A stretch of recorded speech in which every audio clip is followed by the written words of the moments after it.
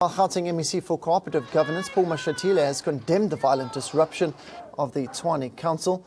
ANC councillors have accused DA Tshwane Mayor Solly Msimanga of corruption and cadre deployment, among other allegations.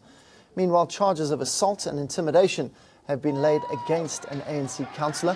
A female councillor has been treated in hospital following the violence on Tuesday.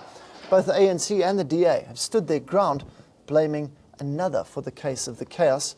Now, today, ANC in Tshwane will brief the media on their official standpoint on this violent incident and the way forward. The concern about him having irregularly appointed in an emergency fashion Gert Pretorius' position as chair of chairs is manifestly false and devoid of truth.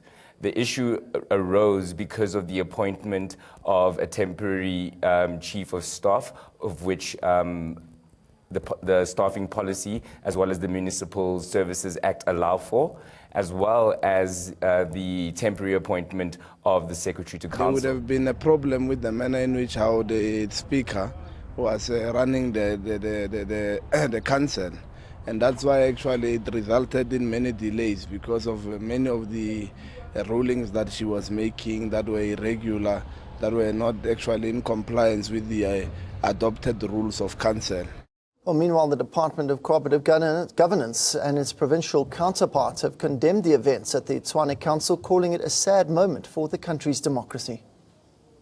Our municipal councils are guided by rules, and these rules, of course, don't allow it at any stage, acts of violence or disruptive behavior by public representatives.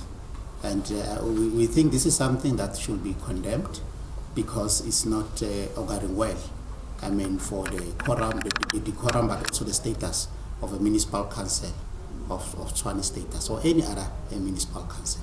So it's something that we should condemn, and I'm waiting for the report from the relevant MEC in Gauteng province that will indicate the steps that will be taken by the leadership of Tshwane municipality, of course, under the monitoring of the provincial government. The chamber is there for debates.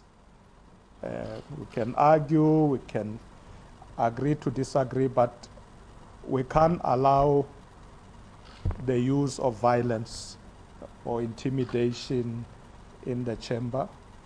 All political parties agree that there is no support for that kind of behavior.